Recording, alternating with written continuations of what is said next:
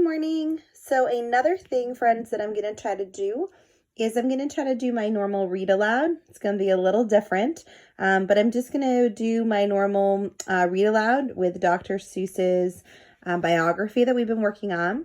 And you can just take a time throughout your day to just kind of put on these videos and take a listen and hear a little bit more about his life. And I will still continue to show you how he created and why he created a lot of his books.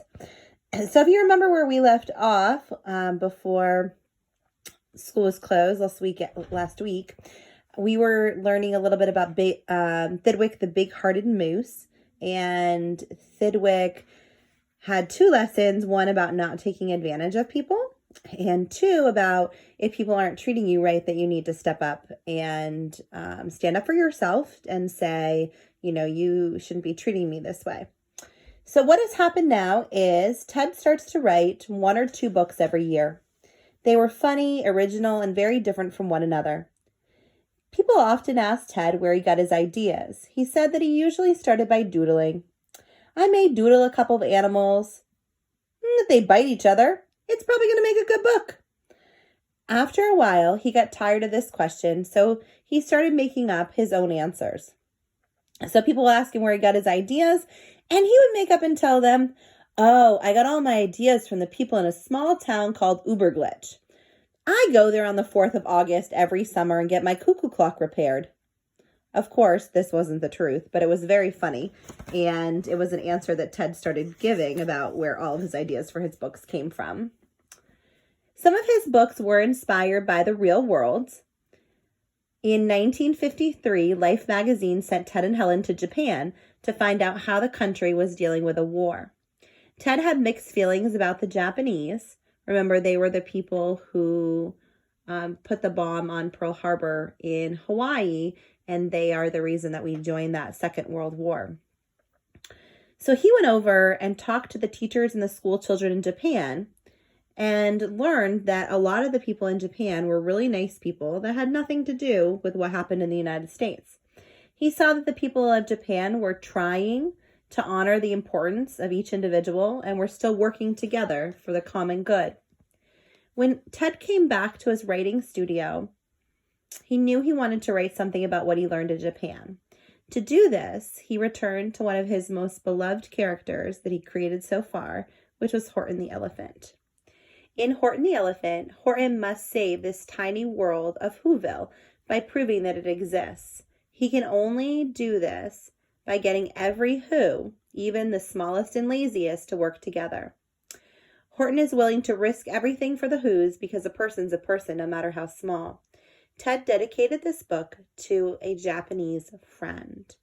So what's going to happen is he decides to write this book and trying to show that there were some great people in Japan who had nothing to do with a bombing in the United States in Pearl Harbor, Hawaii, and that everybody in Japan isn't just a bad person. And if you remember, that kind of makes sense for him because he was treated that way for being German, if you remember from the beginning of our book, and that really wasn't fair for him either. So he's going to make Whoville an example for the Japanese people. So with that comes the book of Horton Hears a Who. This one you may have heard of before. And here is his dedication page to his friend in Japan.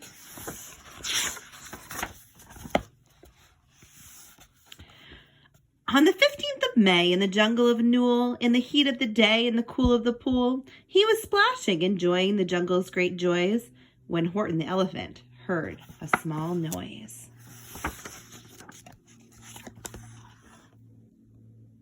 So Horton stopped splashing. He looked towards the sound. That's funny, thought Horton. There's no one around. Then he heard it again, just a very faint yelp, as if some tiny person were calling for help. I'll help you, said Horton. But who are you? And where? He looked, and he could see nothing there but a small speck of dust blowing past through the air. look real close. And there's our speck.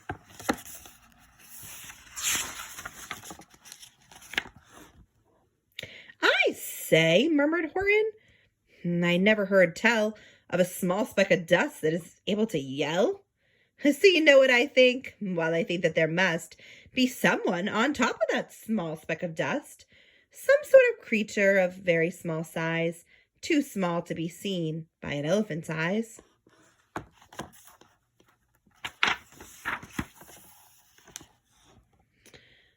"Some poor little person who's shaking with fear that he'll blow in the pool. He has no way to steer. I'll just have to save him because, after all, a person's a person, no matter how small." So gently and using the greatest of care, the elephant stretched his great trunk through the air, and he lifted the dust speck and carried it over and placed it down safe on a very soft clover. "Humph!" hummed a voice. 'Twas the sour kangaroo, and the young kangaroo in her pouch said, "Humph!" too. "Why, that speck is so small, it's like the head of a pin. A person on that, well, there never has been."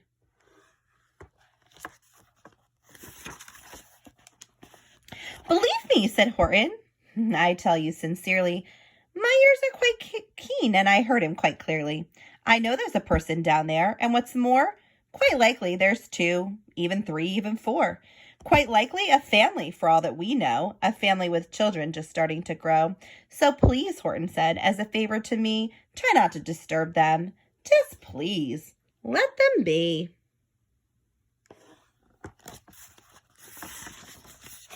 "I think you're a fool," laughed a sour kangaroo, and the young kangaroo in her pouch said, "Me too. You're the biggest blame fool in the jungle of Newell." And the kangaroos plunged in the cool of the pool.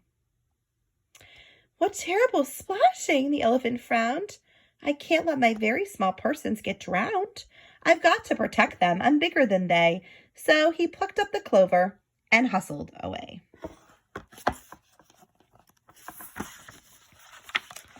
Through the high jungle tree tops, the news quickly spread. "He talks to a dust speck. He's out of his head. Just look at him walk with that speck on that flower." And Horton walked worrying almost an hour. "Should I put this speck down?" Horton thought with alarm. "If I do, these small persons may come to great harm. I can't put it down, and I won't. After all, a person's a person, no matter how small." Then Horton stopped walking. The speck voice was talking. The voice was so faint that he could just barely hear it. "Speak up, please," said Horton. He put his ear near it. "My friend," came the voice, "you're a very fine friend. You've helped all of us folks on this dust speck no end. You've saved all of our houses, our ceilings, and floors. You've saved all our churches and grocery stores." "You mean," Horton gasped, "you have buildings there too?" "Oh, yes," piped the voice, "we most certainly do. But I'm mayor of a town that is friendly and clean. Our buildings to you would seem terribly small, but to us who are big, they are wonderfully tall. My town is called Whoville, for I am a Who, and we Whos are all thankful and grateful to you." And Horton called back to the mayor of the town, "You're safe now. Don't worry. I won't let you down." But just as he spoke to the mayor of the speck, 3 big jungle monkeys climbed up Horton's neck. The Wickersham brothers came shouting, "What rot! This elephant's talking to who's who are not. There aren't any who's, and they don't have a mayor, and we're going to stop all this nonsense. So there."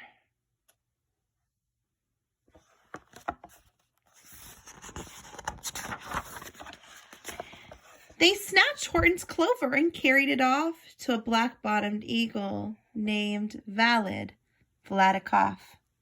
a mighty strong eagle of very swift wing, and they said, will you kindly get rid of this thing? And before the poor elephant could even speak, that eagle flew off with the flower in his beak.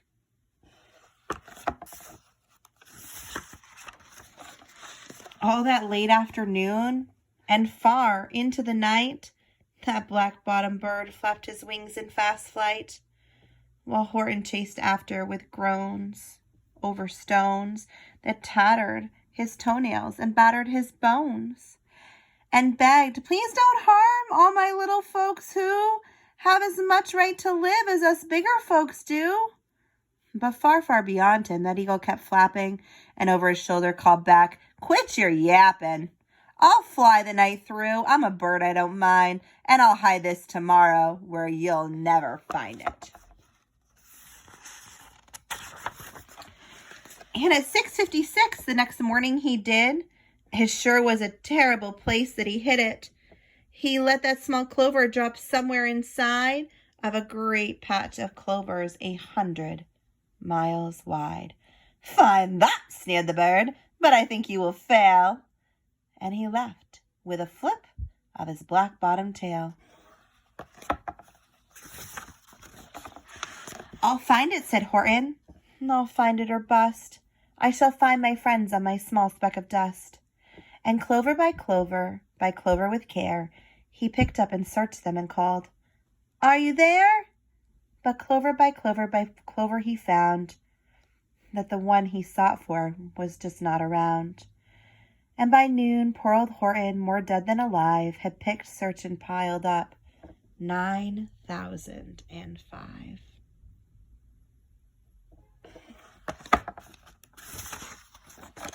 Then on through the afternoon, hour after hour, till he found them at last on the 3 millionth flower. My friends, called the elephant, tell me, do tell, are you safe? Are you sound? Are you whole? Are you well? From down on the speck came the voice of the mayor. We've really had trouble, much more than our share. When that black-bottomed birdie let go and we dropped, we landed so hard that our clocks have all stopped. Our teapots are broken, our rocking chairs smashed, and our bicycle tires all blew up when we crashed. So Horton, please, pleaded that voice of the mayor's, will you stick by us who's while we're making repairs? Of course, Horton answered, of course I will stick. I'll stick by you small folk, through thin and through thick.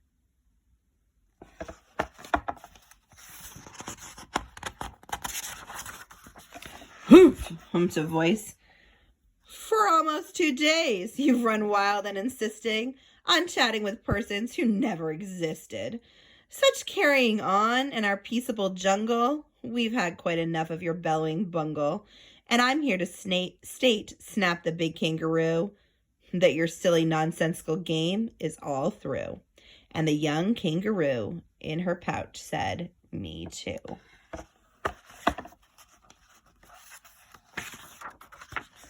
With the help of the Wickersham brothers and dozens of Wickersham uncles and Wickersham cousins, Wickersham in-laws, whose help I've engaged, you're going to be roped and you're going to be caged. And as for your dust speck, that we shall boil in a hot steaming kettle of bezelnut oil. Boil it, gasped Horton. Oh, that you can't do. It's all full of persons. They'll prove it to you. Mr. Mayor, Horton called. Mr. Mayor, you've got to prove now that you really are there. So call a big meeting, get everyone out. Make every who holler, make every who shout, make every who scream. If you don't, every who is going to end up in a bezelnut stew.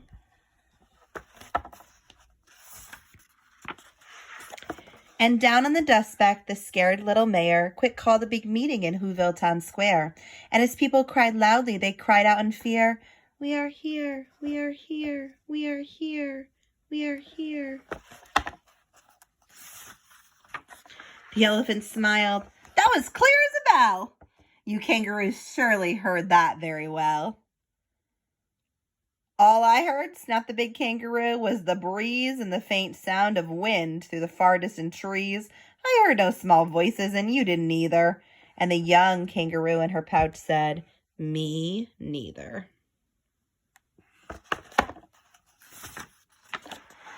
Grab him, they shouted, and caged the big dope. Lasso his stomach with 10 miles of rope. Tie the knots tight so he'll never shake loose.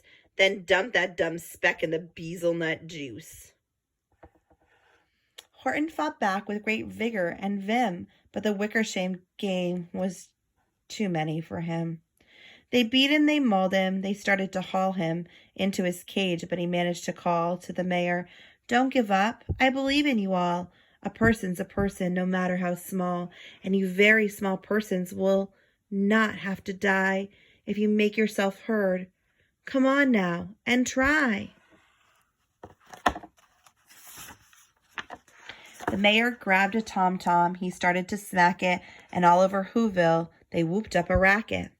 They rattled tin kettles, they beat on brass pans, on garbage, pail tops, and old cranberry cans. They blew on bazookas and blasted great toots, on clarinets, oomphas and boompas and flutes. Great gusts of loud racket rang high. Through the air they rattled and shook the whole sky. And the mayor called up through the howling, mad hubbub, Hey, Horton, how's this? Is this sound coming through? And Horton called back, I can hear you just fine, but the kangaroo's ears aren't as strong quite as mine. They don't hear a thing. Are you sure all your boys are doing their best? Are they all making noise? Are you sure every who down in Whoville is working? Quick, look through the town. Is there anyone shirking? Through the town rushed the mayor from the east to the west, but everyone seemed to be doing their best. Everyone seemed to be yapping and yipping. Everyone seemed to be beeping and bipping. But it wasn't enough, all this ruckus and roar. He had to find someone to help him make more. He raced through each building. He searched floor to floor. And just as he felt he was getting nowhere and almost about to give up in despair, he suddenly burst through a door, and that mayor discovered one shrieker, quite hidden away in the Fairfax apartment 12J. A very small shrieker named Jojo was just standing and bouncing a yo-yo, not making a sound, not a yip, not a chirp. And the mayor rushed inside and he grabbed the young twerp. And he climbed with the lad of the Eiffelberg Tower. This, cried the mayor, is your town's darkest hour. The time is for who have blood that is red, to come to the aid of their country, he said. So open your mouth, young lad, for every voice counts. Thus he spoke as he climbed. When they got to the top, the young lad cleared his throat and shouted out, Yep!